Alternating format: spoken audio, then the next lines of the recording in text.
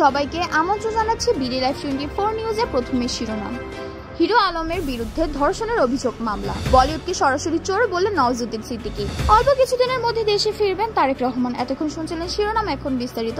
বিয়ের প্রতিশ্রুতি ও নায়িকা বানানোর আশ্বাসে ধর্ষণ, নির্যাতন, গর্ভপাত করানোর অভিযোগে আশরাফুল হোসেন আলম ওরফে হিরো আলম সহ 6 জনের বিরুদ্ধে বগুড়া আদালতে মামলা হয়েছে। গত রোববার এক নারী বাদী হয়ে বগুড়া নারী ও শিশু নির্যাতন দমন ট্রাইব্যুনাল 1-এর এই মামলাটি করেন। আদালতের বিচারক মোহাম্মদ আনোয়ারুল হক বাদীর জবানবন্দি গ্রহণ করে মামলা অভিযোগ তদন্ত করে প্রতিবেদন দাখিলের নির্দেশ দিয়েছেন। Police bureau of investigation PBI ও বগুড়ার পুলিশ সুপারকে আদালতের রাষ্ট্রপক্ষের কৌশলী আলী আজগর বিষয়টি নিশ্চিত করেছেন। অভিযুক্ত অন্য ব্যক্তিরা হলেন হিরো আলমের মেয়ে আলো খাতুন, সহকারী আলামিন মালিক, মালিকের স্ত্রী জেরিন এবং আহসান হাবিব। মামলার অভিযোগ অনুযায়ী হিরো আলম বিয়ের প্রতিশ্রুতি ও নায়িকা বানানোর আশ্বাস দিয়ে একাধিকবার ওই নারীকে ধর্ষণ করেন। পরে এক মৌলবীকে ডেকে কবুলপুরে তাকে বিয়ে করার কথা বলে বিভিন্ন স্থানে বাসায় নিয়ে একসঙ্গে বসবাস করেন। এক পর্যায়ে তিনি অন্তঃসত্ত্বা হয়ে পড়লে গত 18 এপ্রিল বগুড়ার নিজ বাড়িতে গিয়ে গর্ভপাতের জন্য চাপ দেওয়া হয়। রাজি না হওয়ায় 21 এপ্রিল হিরো আলম সহ অন্য অভিযুক্ত ব্যক্তিরা তাকে মারধর করেন। এতে গুরুতর রক্তক্ষরণ হলে ওই নারীকে শহরের একটি ক্লিনিকে ভর্তি করা হয়। সেখানে তার গর্ভপাত ঘটে। পরবর্তী সময় 24 থেকে 26 এপ্রিল পর্যন্ত তিনি বগুড়া শহীদ জিয়াউর রহমান মেডিকেল কলেজ হাসপাতালে চিকিৎসাধীন ছিলেন। অভিযোগে আরো বলা হচ্ছে, সিনেমা তৈরির কথা বলে হিরো আলম ওই নারীর কাছ থেকে প্রায় 15 লাখ টাকা ধার নেন। এই বিষয়ে হিরো আলম বলেন, তিনি ষড়যন্ত্রের শিকার, তার জনপ্রিয়তার ঈর্ষান্বিত হয়ে পরিকল্পিতভাবে মিথ্যা অভিযোগ আনা হয়েছে। তিনি এর সঠিক তদন্ত চান। বলিউড অভিনেতা নওয়াজুদ্দিন সিদ্দিকী এই মুহূর্তে নিজের আসন্ন ছবি পোস্টার প্রচারে ব্যস্ত রয়েছেন। তিনি এই ছবির প্রচারে সংবাদ মাধ্যমের মুখোমুখি হচ্ছেন অভিনেতা। সম্প্রতি এক সাক্ষাৎকারে বলিউড ইন্ডাস্ট্রি নিয়ে কথা বলেছেন নওয়াজুদ্দিন। ইন্ডাস্ট্রিকে সরাসরি চোর বলে কটাক্ষ করেন অভিনেতা। নওয়াজুদ্দিনের কথা, এখানে সৃজনশীলতার অভাব রয়েছে। আমাদের ইন্ডাস্ট্রি শুরু থেকে চোর। আমরা গান চুরি করছি, গল্প চুরি করছি, এবার চোর কিভাবে সৃজনশীল হতে পারে?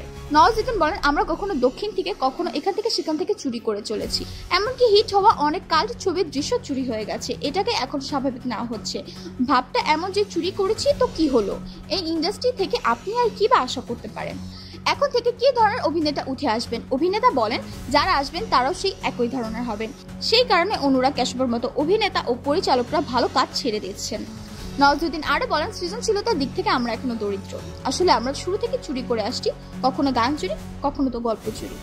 চিকিৎসা শেষে 4 মাস পর লন্ডন থেকে দেশে ফিরছেন খালেদা জিয়া। মঙ্গলবার সকাল 10:42 তাকে বহনকারী কাতারের রাজপরিবারের শেষ বিমান এয়ার অ্যাম্বুলেন্স হযরত শাহজালাল আন্তর্জাতিক বিমানবন্দরে অবতরণ করেন।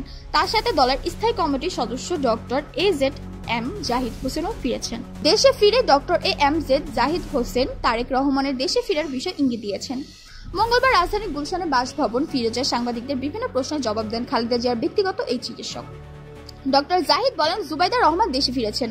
17 বছর সরকার তাকে দেশে আসতে দেয়নি। তাদের মেয়ে জাইমা রহমান কিছুদিন আগে যুক্তরাষ্ট্রে এক রাজনৈতিক কর্মসূচিতে অংশ নিয়েছেন। ইনশাআল্লাহ সেদিন আর বেশি দূরে নয়, দলের ভারপ্রাপ্ত চেয়ারপারসন তারেক রহমান এই মাঠে এসে নেতৃত্ব দেবেন। তিনি আরো বলেন, ব্রিটেন থেকে যে নেতৃত্ব তিনি দিচ্ছেন, অর্থাৎ শুধু বিএনপি নয়, গণতন্ত্র পূর্ণ প্রতিষ্ঠা নেতৃত্বে দিতে অল্প কিছুদিনের মধ্যে তিনি চলে আসবেন। এক প্রশ্নের জবাবে ডক্টর জুবাইদা রহমানকে নিয়ে ডক্টর জাহিদ বলেন, খালেদা জিয়ার সঙ্গে তিনি দেশে এসেছেন। সময় বলে দেবে তিনি কতদিন থাকবেন, তবে আবার সেখানে ফিরে গিয়ে স্বামী ও মেয়েকে নিয়ে সবকিছু গুছিয়ে দেশে প্রত্যাবর্তন করবেন। দেশ বিদেশের তথ্যবহুল সংবাদ সবার আগে পেতে বিডি লাইভ 24 নিউজ ইউটিউব চ্যানেলটি সাবস্ক্রাইব করুন ও ফেসবুক পেজটি ফলো করুন।